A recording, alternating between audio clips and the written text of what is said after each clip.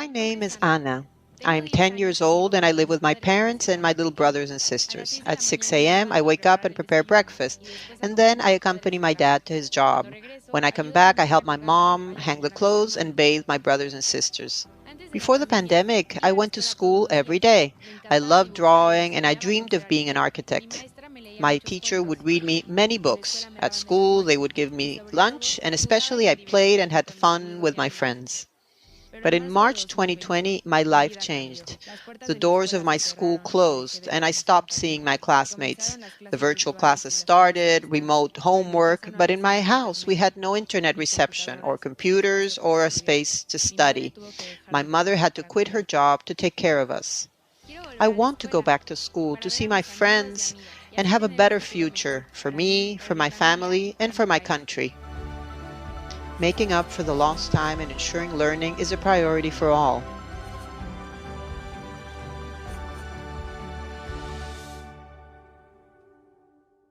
With the story of Anna, that symbolizes the story of millions of children in our region, we now begin this forum to show our commitment for educational recovery. Good morning and welcome.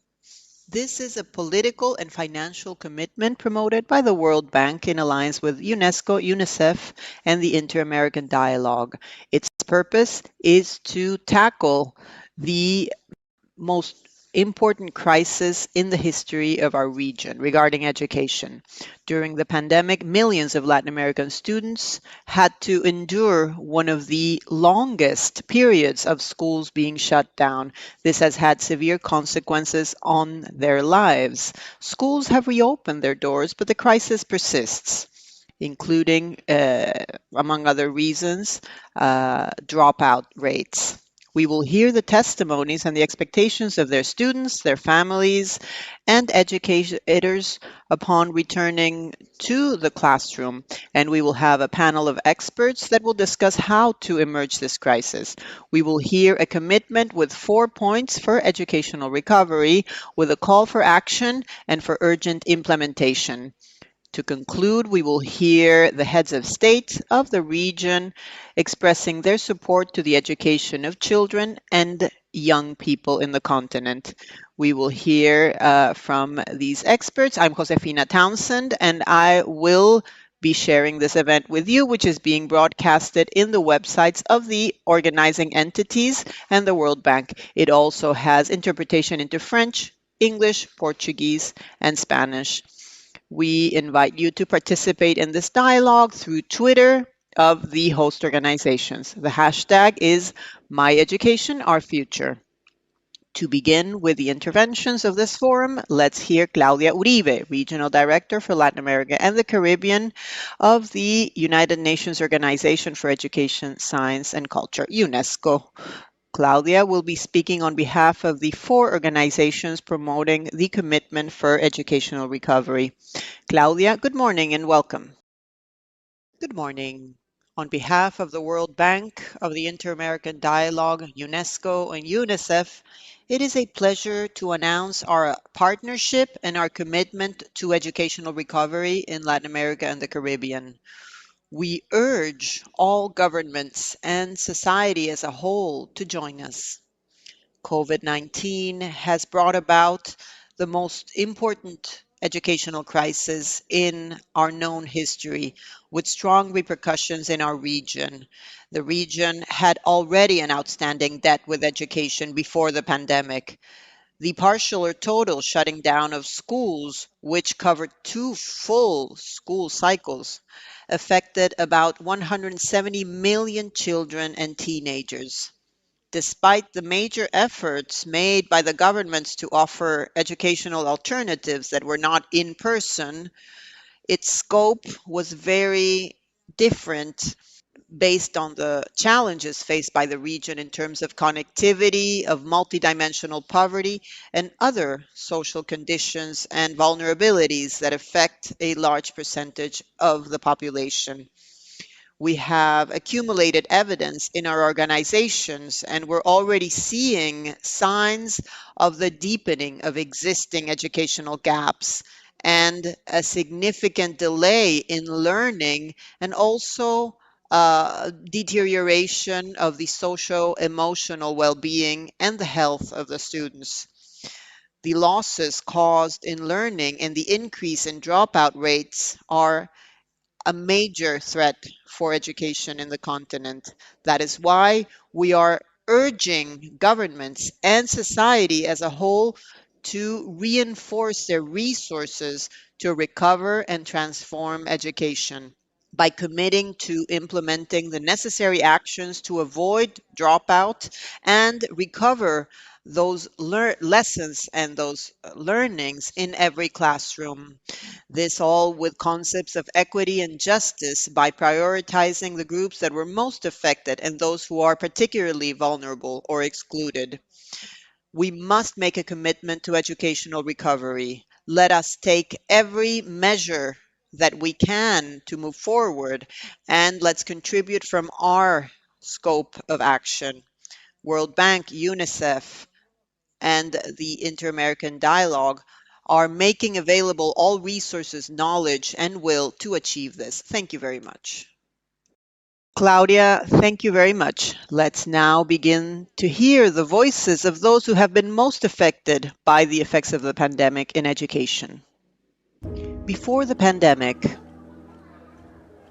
countries in Latin America and the Caribbean already were suffering from an educational crisis. Only 1/3 of the students had the basic skills upon completing primary school. Also, about 10.5 million of them were outside the school system. With the onset of COVID-19, learning became a challenge. The first day after the pandemic was declared, it was really like a very big hit on the educational system. With the pandemic, the virtual classes started and we didn't have any reception or money to put an internet connection and study.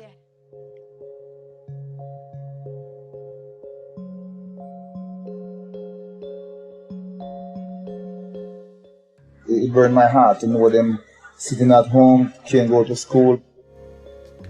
It was really complicated to purchase devices that we didn't have at home so that they could connect. Virtual classes, if we had a question and the teacher didn't see us or couldn't hear us, well, we were just left wondering. I started becoming sad. It really became like hell.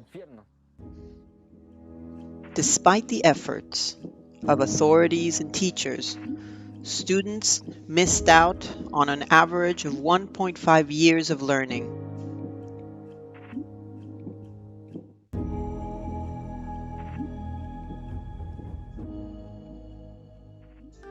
Dear students, I'm learning at home. The level of learning is minimum. I would say that it's just basic learning.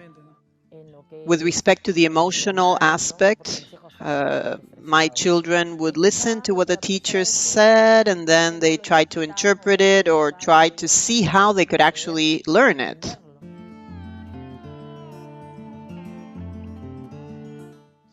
With the pandemic, it already affected our economy. It wasn't enough to continue providing Margarita with the possibility of studying.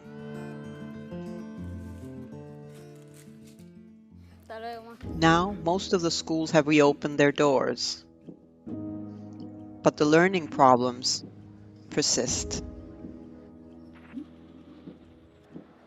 To bring back children and teenagers from their homes to the classroom, we have had to work hard, both teachers and the schools. Now we find ourselves working to achieve a situation where the kids can adapt to in-person classes. There were kids who had forgotten how to multiply, knowing that they were between 14 and 18 years old. So this is a big delay in education. After 2 years, we are realizing what their reaction was like. It has provided some information on how these kids, for example, who were introvert or scared, how little chance they had to interact also with their peers. I want to go back to school because it is important and we must value this because that's the only way to move forward. Millions of students in Latin America and the Caribbean could drop out of school. Catching up the lost time is a priority for all.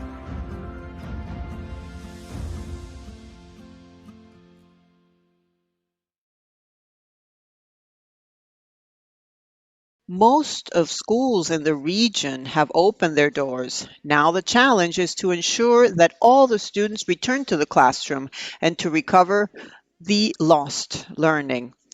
To recover from the impact of this crisis, we will have a panel with experts with Abel Fisbain from the Inter-American Dialogue. He will be moderating the conversation. Let me give the floor to Ariel. Ariel, good morning. I have the great pleasure of being able to talk with three experts in education in this region about the impact that the pandemic has had on the educational system and on education. Particularly, let me introduce them. Emanuela Di Gropelo, she is an education manager for Latin America and the Caribbean at the World Bank. Carlos Enrique, he's the coordinator of the Latin American Laboratory for Assessment of Quality of Education of UNESCO. And Italo Dutra, he's the Education Regional Advisor for UNICEF. So I think that we have a wonderful panel to talk about a critical topic. And to begin with the most elementary part, we would like to understand what are the effects that the closure of schools for so many months in Latin America, which, as you know, this has been the region in the world where this closure has been the longest. So, what was the effect on education and on learning? Carlos, maybe you could give us your view on this aspect first. Thank you very much, Ariel, for your invitation and for being able to talk from UNESCO and our lab on this crusade on learning. Let me tell you that the foundations in our region prior to the pandemic were already weak. In the ERSA study, the last large scale study conducted by the end of that year indicates that students are learning very little. And except for some specific exceptions, the region is not moving forward from 2013 to 2019. So that gives us a diagnosis even prior to the critical point of the pandemic, which turns out to be quite complex for the well being and learning of our students. 4 out of 10 children have the lowest performance in the third grade of elementary school. So this means that in a language, they cannot identify an information in a simple paragraph.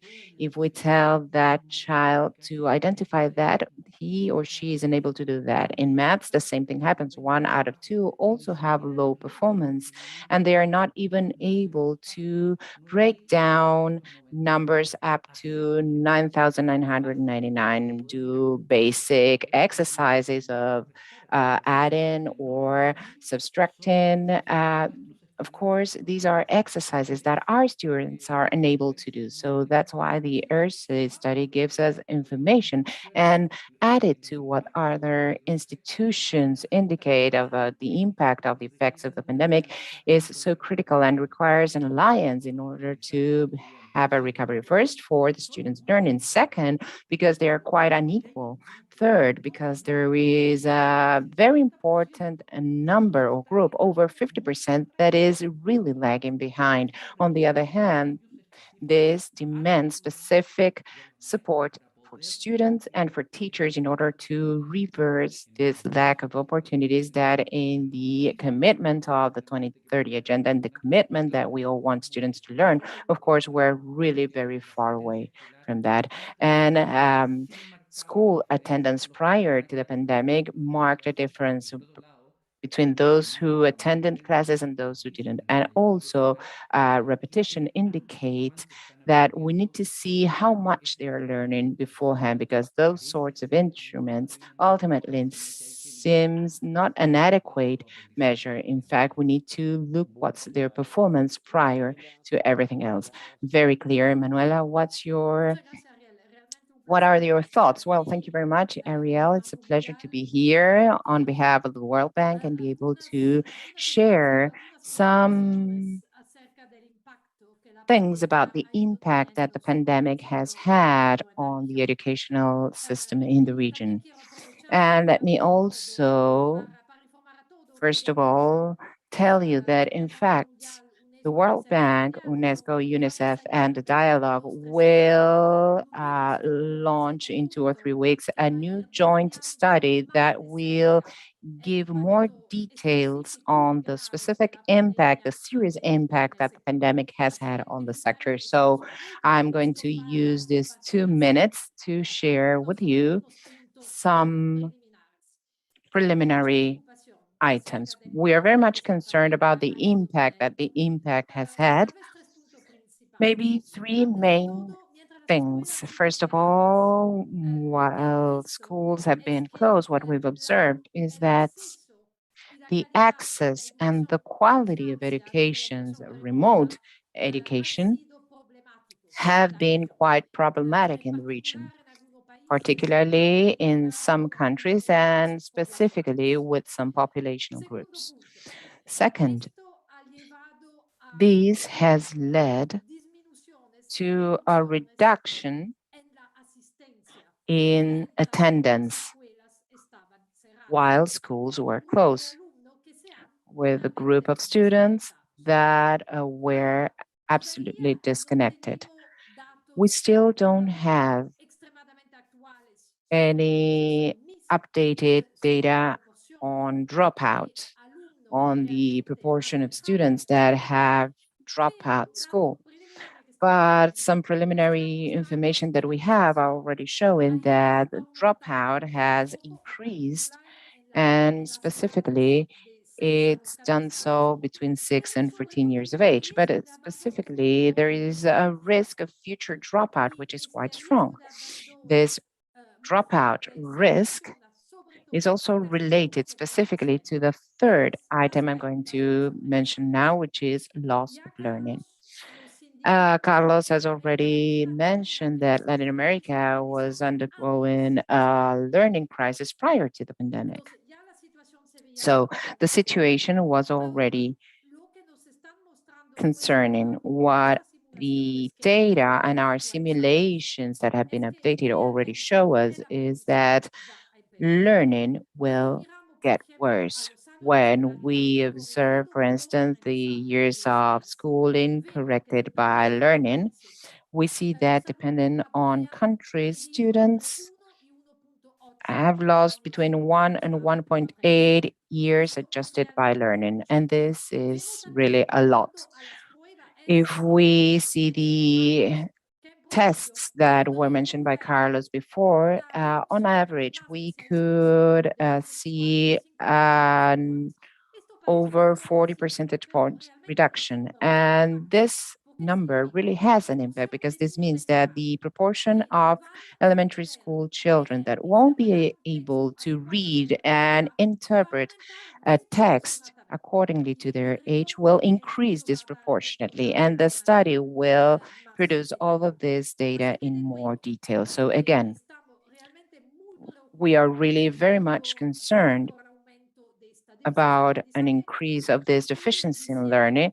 And let me conclude by saying that this is already being observed in the current data of some countries. When we observe the impact assessment, we see that these reductions occur between 9 and 20%, and ultimately, this reduction in learning are occurring mostly in more vulnerable states. And this is also something that we should pay attention to because there is enormous potential for inequalities to continue to increase. I will stop here in this diagnosis and we can continue with the conversation later on. Thank you, Emanuela. And to complete this outlook, we heard also about some effects in what has to do with well-being and social-emotional well-being for students and teachers. So, Italu, what are you experiencing in this regard? Sometimes we forget about it. Yes, well, first of all, let me thank you for the invitation. It's an honor to be here with all of you. And in fact, the data that were just mentioned by Emanuela, in those data, we also have some things that have to do with inequality that affect children and adolescents in different ways in our region. An important matter is that these aspects of the pandemic within the educational sector are not effects that can be immediately measured. Why? Well, for a series of measures that have been taken by countries of maintaining the tuitions or the registrations, of doing everything they could in order to offer some kind of remote modality. But prior to the pandemic, as Carlos also mentioned, and Emmanuel as well, we already had a situation of inequality in the region that was really brutal. So, with the pandemic, uh, we bet on a remote education, mostly in most countries invested in some kind of TV broadcast or some others radio broadcast. Also, the use of WhatsApp was quite important during this situation. And we forgot about the face to face, the necessary interaction between children, especially younger children. And there's also a study mentioned by Emanuela. These were those who most suffer. And of course, this also affects mental health and it brings about consequences that we have not yet measured in the long run. But right now, we have cases of violence that are being reported in different countries. We were able to observe internal violence cases and also cases of violence against children. So this is a problem. School, which should be a place to shelter, of course, is immersed in society, and therefore we do experience some cases of weakness and mental problems and violence that are being reported in our region. Well, that is a very serious concern because, in general, we're not prepared to deal with that in schools. And this is a fact. We're not prepared. And teachers and headmasters and mistresses are not really prepared for that. And of course, we need to work further on that. And of course, we need to prioritize the curriculum, also an active search of children who are not coming back to schools. We do have some anecdotic reports that this is also a problem. We might not have updated data, but maybe in the next 2 years, we'll see what the consequences will be like in the midterm. But that is also a problem. And besides, we are not really prepared in order to face everything related to mental health of children and teenagers, and also everything related to violence during childhood. So this is a concern that goes beyond the educational sector. Of course, we have some social protection sectors that were quite affected, not only due to the lockdown of services, but also because budgets are going down, everything that's related to education and also within social protection service. So this is a big concern for us. So yes, really very worrying all this outlook. And of course, this year, countries have already reopened the services, and we know that this is underway and we are still learning every day. But I would like to ask Carlos about the difficulties and what can you say about difficulties in this reopening? I know you have data prior to the pandemic and you might give us some hints about the main problems, right? Yes, Ariel, with the yes and with the participating countries, we've had to face many, many challenges and difficulties, as Emanuela has described as well, and Italo also pointed out in the sense of all of the implications that this has for the families, for the students, etc. This involves infrastructure, technology, the contact with the students, and the resources to finally be able to generate a connection. This involves contact to know how the students are doing and how their families are doing, and also to provide psychosocial support when it comes to learning. Nowadays, educational systems are uh, facing many challenges based on the data that we are collecting. And everything has to do with mental health, with the coexistence of students, with students actually spending time together. We have disruptive attitudes that maybe they don't know how to interact with other peers, how to share their things, etc. All of this requires support. Italo mentioned this very well. The school community sometimes is not prepared and they require support, both the students and the teachers. Secondly, there are difficulties to be able to face the activation of learning in one same class. In one same class, we can have students who have learned how to read, students who are lagging 6 months, lagging behind by 6 months, and some they don't even have the basic requirements to understand how to read. So there is greater diversity, and this puts more pressure on teachers and requires more specific support, so that what will happen between today and the end of the year will have an actual impact. This is why it is necessary to know exactly where the students are in that line of learning. There is also the issue of the rekindling or the reconnection of those students that are returning to school. How can we face the dropout rates? And how can we have maybe an early warning system to go after and look for those students and bring them back and help them solve their difficulties?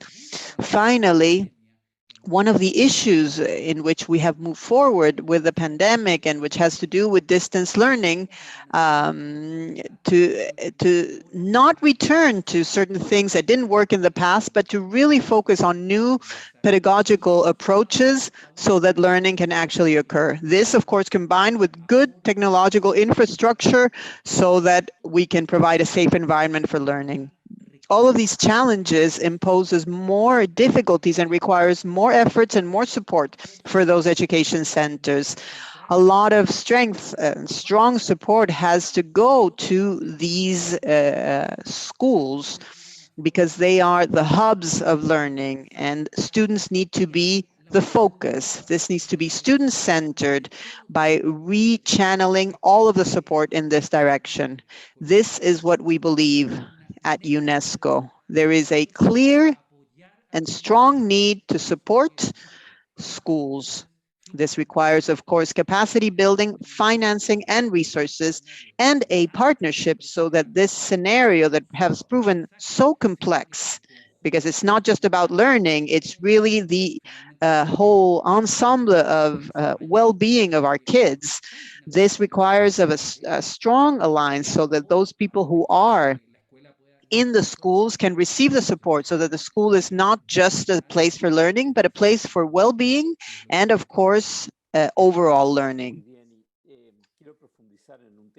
I would like to ask you specifically about something that was mentioned and maybe ask Italo, how worried are you at UNICEF? How concerned are you at UNICEF with dropout, with attendance rates, with the lack of participation that may result?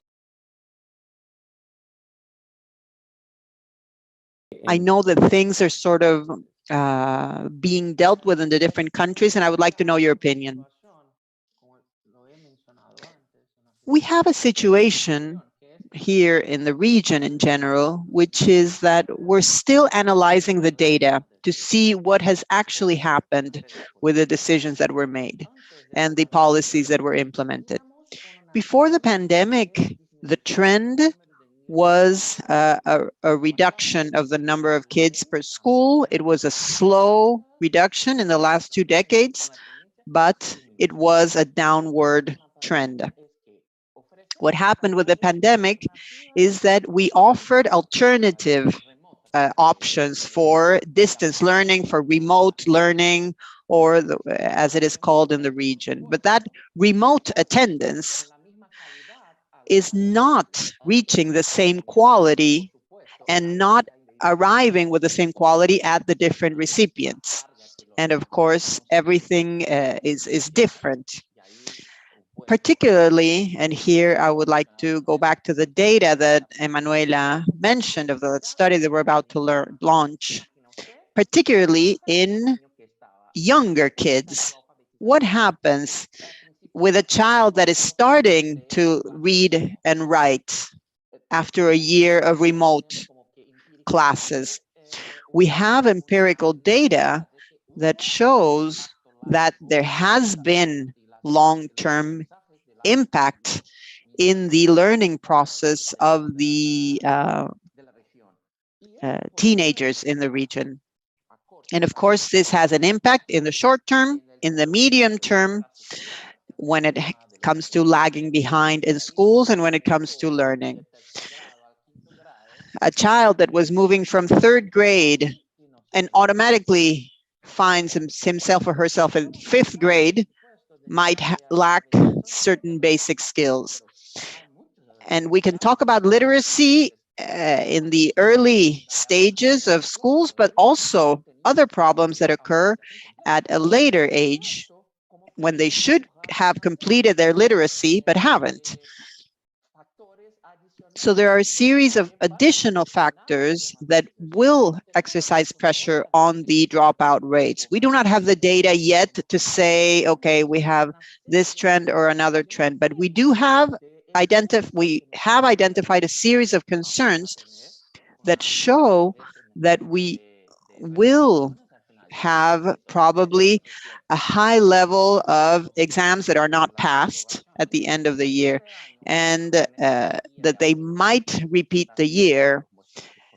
Repeating the year is definitely not a good strategy. We have seen that through the data, but also we cannot allow everyone to pass to the next level if they haven't acquired certain skills.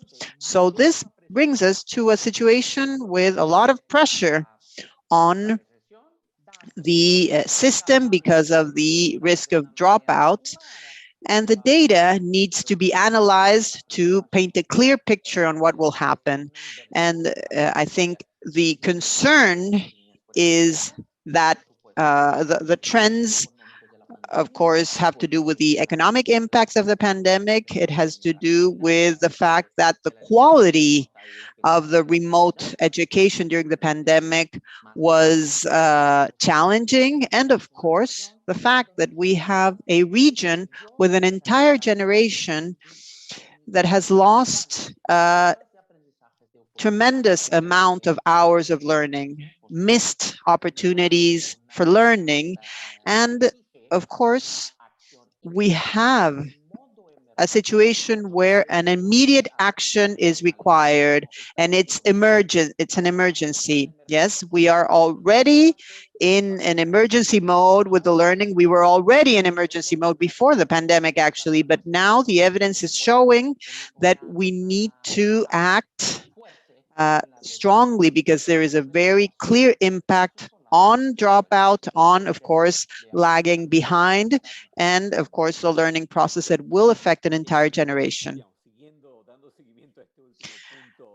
Following up on this last point, Emanuela, what can we say about the long-term effects, not only on education, but also on the economy of the country, the income levels, the productivity? What can we say about that? Ariel, I think that there are serious concerns in that regard as well. We have discussed the fact that, of course, we do not have all of the impacts already identified, but there are a lot of warning signs and areas of concern. Of course, that missing these years of education has a clear implication and consequence. We are already seeing that young kids who are in school now will have lost more than 10% of their income, of their annual income, throughout their life. We are talking about an impact that is equal to more than 10% of their annual income. This is remarkable, and actually indicates that the quality of life and the possibilities of employment for these young kids is at risk. In addition to the loss of learning, which is having a strong impact in the competencies required for the labor market in general. And there is, of course, a lack of basic knowledge involved, but also more cross-cutting competencies, the ability to solve problems, the ability to communicate, the leadership abilities. We have seen that the pandemic not only has had an impact regarding basic skills, but also what we call cross-cutting skills or competencies. So we really will have people who will arrive in the labor market with less preparation, and this will have implications regarding unemployment and productivity in the long term. I would also like to point out the fact that inequality needs to be considered, because access to distance education was much more challenging for the more disadvantaged populations and the most vulnerable segments. The reduction in learning simulations and data in countries that already have this data are showing that the most vulnerable groups have been more affected. And the consequence of this is that those who are most vulnerable will be suffering the consequences in the long term in their life regarding the labor market.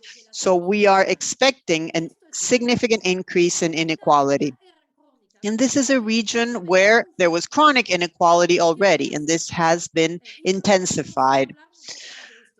So Carlos might want to discuss more this issue, but this is a bit what I wanted to mention. Of course, we have talked about reopening the schools and everything that the support that needs to be implemented, and that schools need to be reopened in full. This is of great concern because kids need to go back to school, and we also need to implement policies so that they do not drop out of school. We have discussed this extensively. For example, early warning systems, social protection systems, etc. All of this needs to point towards retaining those kids in school. Another necessary thing to avoid dropout is, of course, recovering and catching up that learning. There is really no time to waste.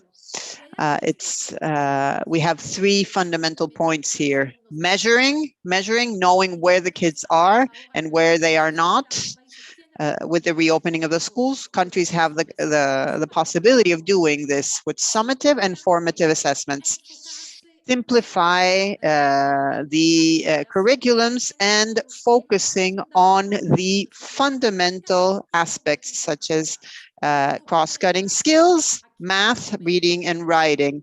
We will not be able to catch up on everything, but this is what is necessary. And we need to implement programs and strategies to catch up what has been lost so that these kids, these young kids, can start recovering and even expedite their learning process. The focus needs to be to teach it at the right level. Carlos has already described how there were such differences in one same classroom, and now we will see that inequality even further in the classroom. And this is a very large-scale problem. So strategies will need to be designed to design programs to teach at the right level. I'm sorry that this is taking a little longer, but if we go back to the labor market, we are facing numerous risks which have to do with long-term impact, and this involves entire countries. This involves a loss of income, and it can really cover entire countries. So there's no time to lose, really. Emanuela, we're running out of time, but I would not like to finish with such a negative remark.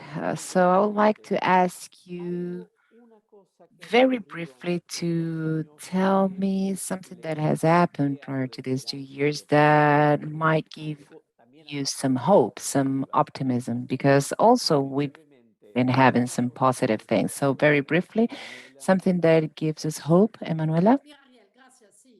Yes, Ariel, thank you. And I think it's also important, of course, in each crisis, we have lots of lessons that we can learn. Probably I could mention many, but let me just mention one. For instance, the use of technology and the use of data during the pandemic, during the schools closure. I believe that, of course, we've highlighted some lacks and some deficiencies, but there have been many opportunities to move forward from the technological point of view in the use of data, and this can also be very useful towards the future. So three things: we have the opportunity to really improve information systems in the region, and also monitoring and assessment in order to make faster decisions, more effective decisions. We also have the possibility of using technology in order to design learning systems that are at the proper level, but we also have the opportunity to continue to use in those remote and hybrid systems in order to reach other populations, further populations, and also increase the quality of population to extend the school day. We do have many opportunities ahead, of course, and we need to use them towards a better future. Italo, one thing that gives you high hopes? Well, I think that many of them have already been mentioned by Emanuela, but I do believe that we live in a region where that is not really used to using data in order to make decisions. I think that we've started to improve data monitoring in the region during the pandemic at a national and subnational levels. We still need to make that leap to go to the next step. So something that really encourages me during this process is also seeing that we do have innovative solutions for the emergency mode. And let me highlight this, as Manuela said, we cannot wait. We are already lagging behind in large scale actions for learning recovery. And we do have some local solutions. We need to give it the visibility, the budget, and also the necessary urgency on the part of the government and on the part of society itself, and of course on the part of educational systems. But we do have interesting solutions, as Emanuela said, hybrid solutions some solutions in order to level up the education, and also some learning recovery programs for children that are dropping out. We do have very low levels of secondary school completion. And we also have flexible modalities and alternatives that have emerged during the pandemic that can also be used. And we can take it as a lesson learned and move towards learning recovery, which is really urgent. It's for right now. We do have the means to do this. We do have the intelligence and capability in the region, but we need to give it the visibility that is needed. Thank you. Same question for Carlos. Just a positive message. Well, in view of so much complexity, I think that there are really very good news.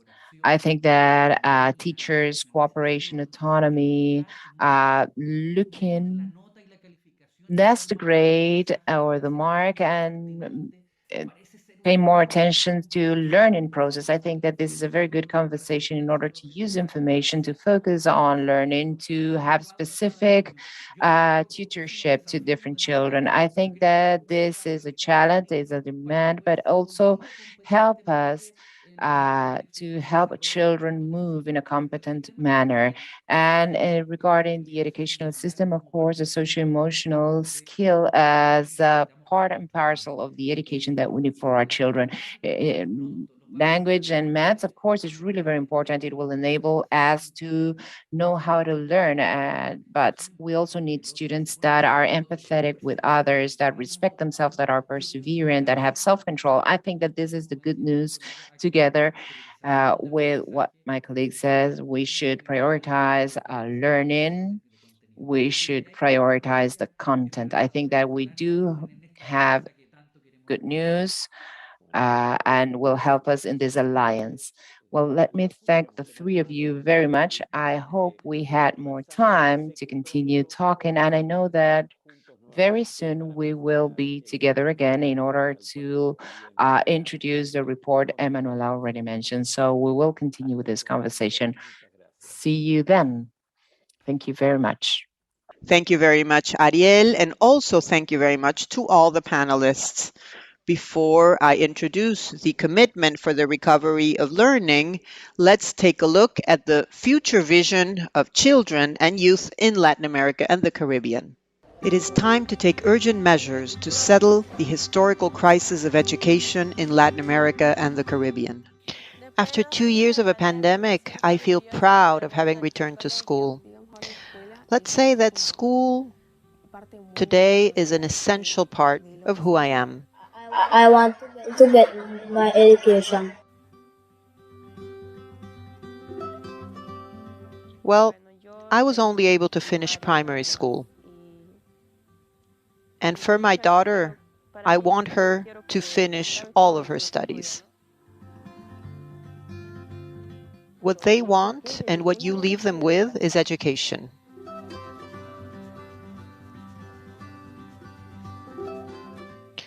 When I finish school, I want to continue studying at a university because I want to help my family.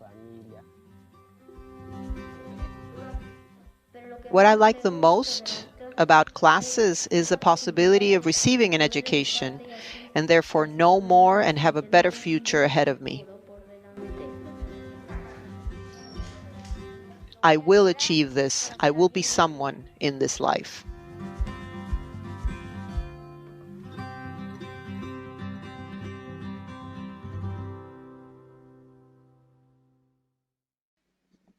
There is no time to waste. The educational crisis is far from over. It's just become less visible.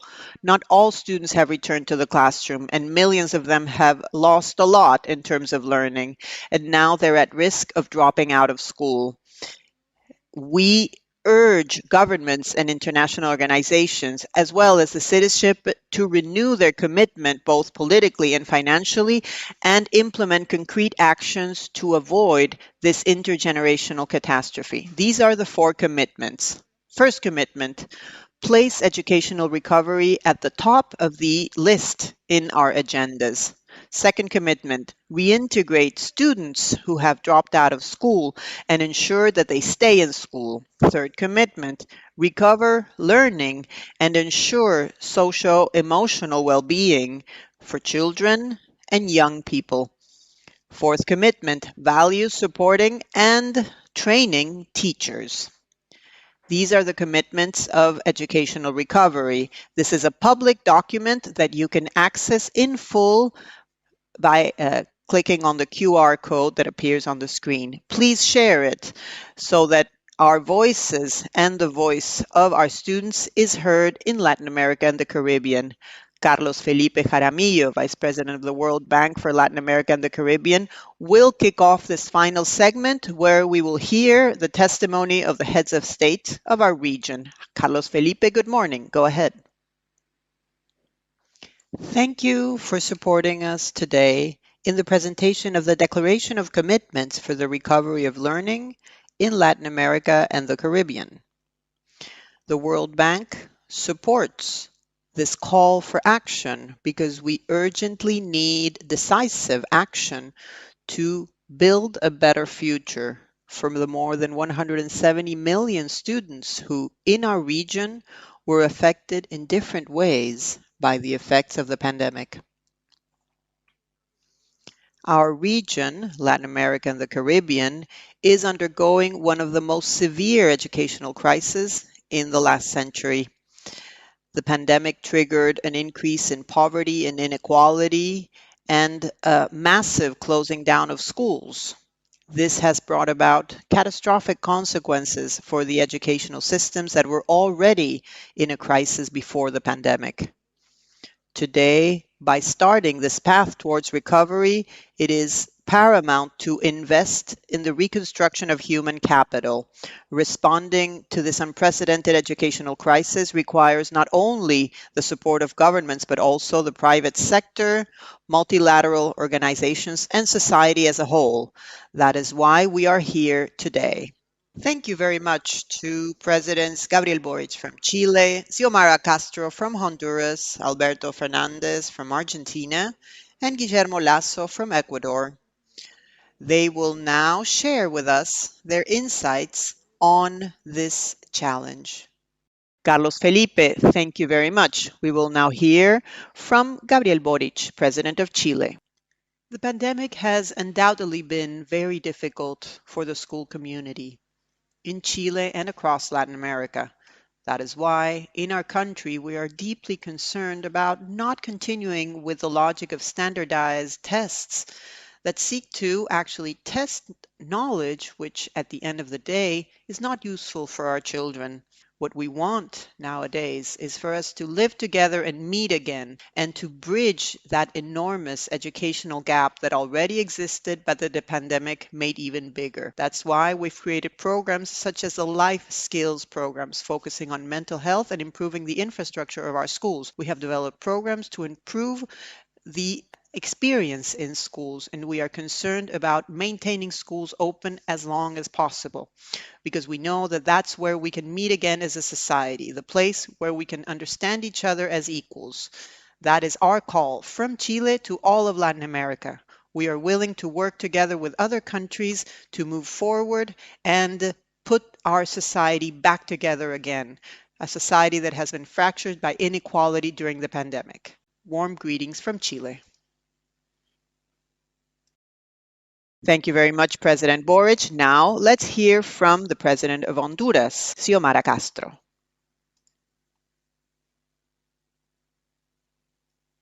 Your Excellencies, President of our fellow countries of the Americas and the world, our greetings in solidarity from Honduras. The right to education has been affected by the application of neoliberal policies. The health emergency revealed that neoliberalism fails to recognize the rights of the peoples. They only recognize the needs of the market. We have received a weakened state weakened by corruption, and where the main catastrophe were the decisions made at a political level and which only increased the level of poverty. The pandemic deepened educational inequalities. This is why one of my first decisions was to ensure that each and every student had access to free, high quality education.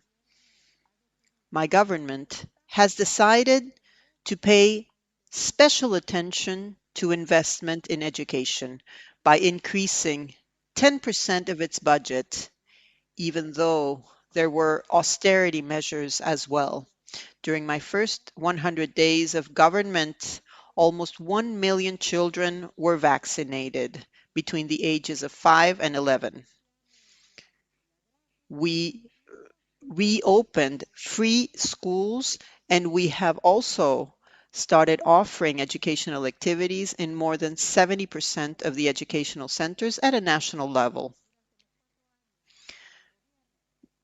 During the 4 years of my government, we will support the reconstruction of educational centers by supporting projects that provide safety measures and water through community participation mechanisms.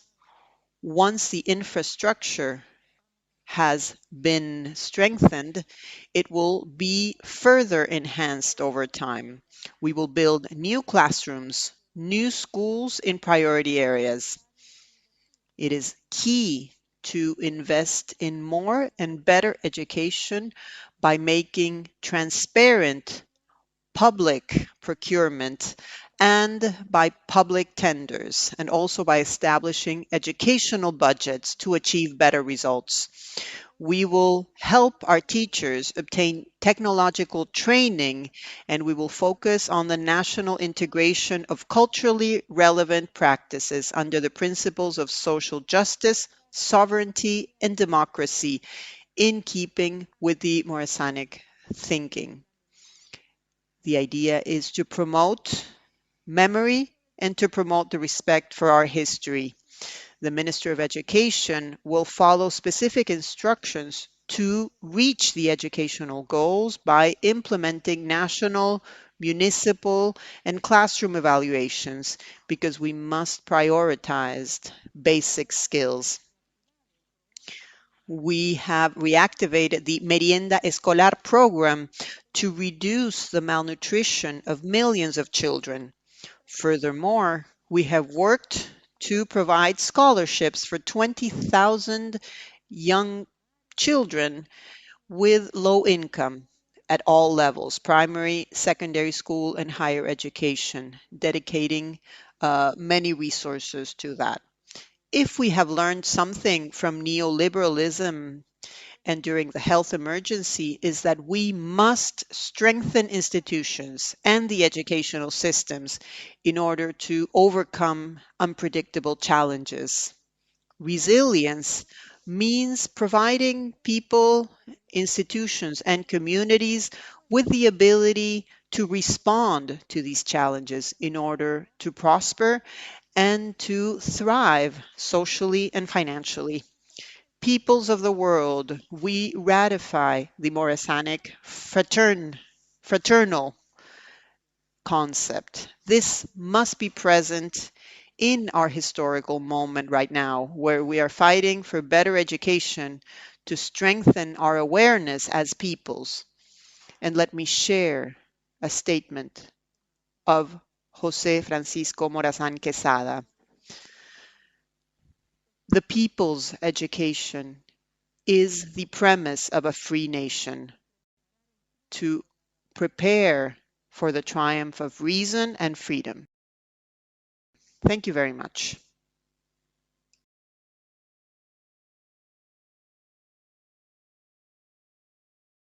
Now, let's hear from Argentina, President Alberto Fernandez. The world has undoubtedly entered a very unique phase with the advance of technology and science. Knowledge has become the wealth of a society. The richest societies nowadays are not those that have oil and gas or gold. The richest societies today are those that have been able to develop knowledge. Knowledge for the future of a society. You may have mineral resources in your land, but if you do not have the technology to extract them adequately, those resources are worth nothing. In conclusion, paying attention to knowledge in our current times is essential. And paying attention to that first knowledge, which is basic education, the education that the state must provide to the citizens. Argentina has a history with the development of public education. This started in the 19th century with men such as Sarmiento or Alberdi, who saw in public education a mechanism of social progress. Afterwards, we were able to build an open university, a university that was plural. And in the 50s, Perón finally was able to secure free higher education.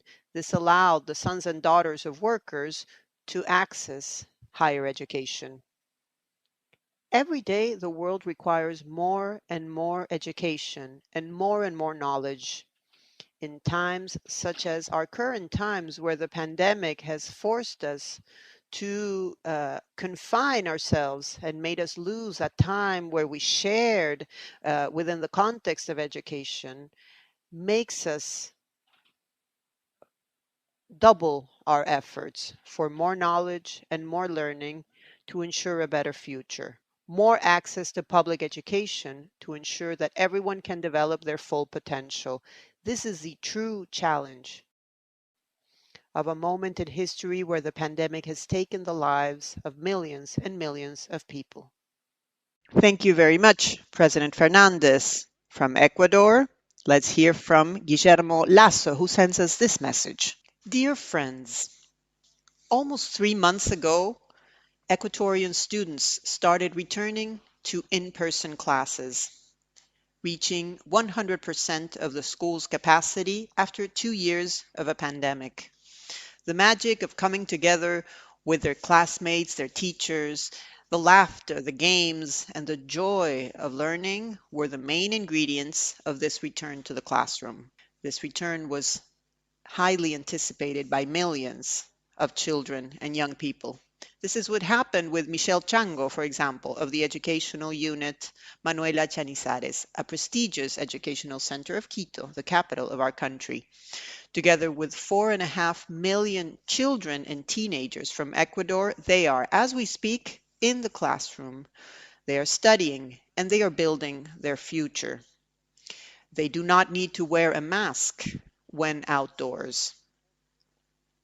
Finally, the restrictions of the pandemic are leaving us, and hopefully this will only be remembered as a nightmare or a bad dream. When I was a student, I had to work to pay for my last years of school and to contribute to my parents' home. These were years that really left a mark in me, and they allowed me to understand the importance of an education that is based on practice, on discipline, and on responsibility. This is why I am moved and I am appalled by the fact that for some years before my administration, Ecuador had to witness the closing down of more than 11,000 schools, particularly in rural areas. We have already reopened more than 100 schools in 12 months of government. At the end of my administration, it will be at least 1,000 schools more. Furthermore, with political will and always thinking about our dear children, we increase the budget for education. Only this year, we are investing more than $150 million in infrastructure for education, and we will invest $650 million more between now and 2025. This is how much the future of millions of young people concerns us. In the same vein, and being aware of the reality of our country and the fact that there cannot be learning if children are not well fed, we have set the goal of reducing child malnutrition by 2025 by about 7 percentage points, from 29% to 22% in children under the age of 2. I would like to conclude these remarks by calling all actors of the civil society and the public sector at a national and international level to come together and really support the rebuilding of education. We invested in education, but with the support of every citizen, we can reach even better results in a shorter period of time. The future of our countries and the well-being of millions of families depends on that. Thank you very much.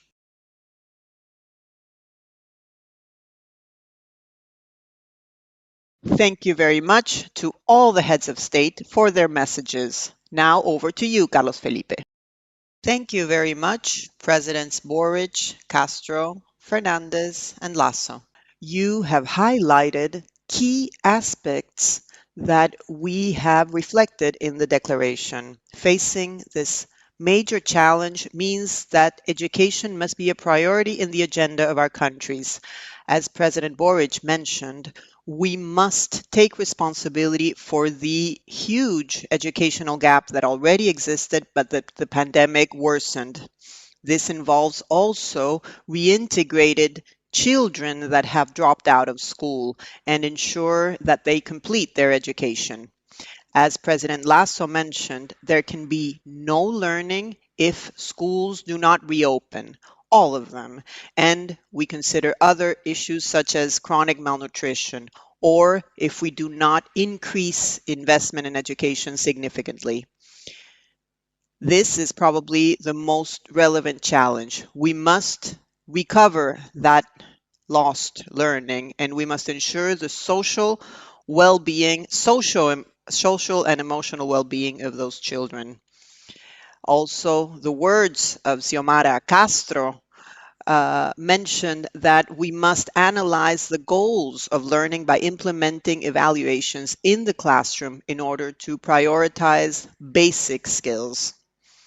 Finally, it is essential to value and to train and support the teachers. As President Fernandez mentioned, every day the world is demanding more education and more knowledge.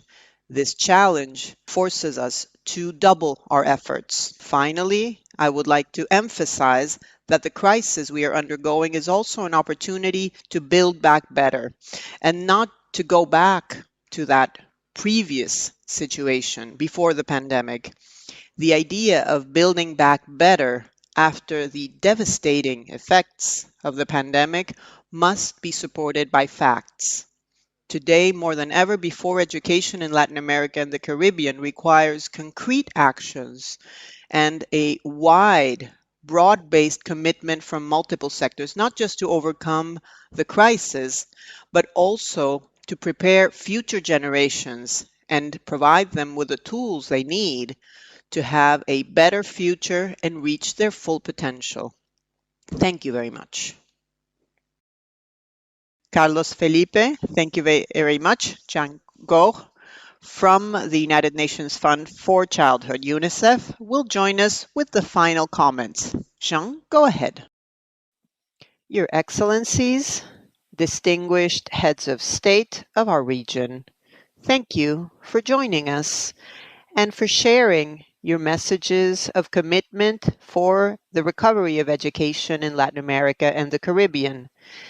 Thank you to all of you for connecting today from the region and from beyond. Your commitment with the children and teenagers is today more critical than ever before. The future of an entire generation in the region depends on the actions that we will take today to ensure the recovery of the learning that was lost during the pandemic. 2 years after the outbreak of COVID-19, many countries have reopened their schools. However, as the experts have warned us today, the educational crisis is far from over.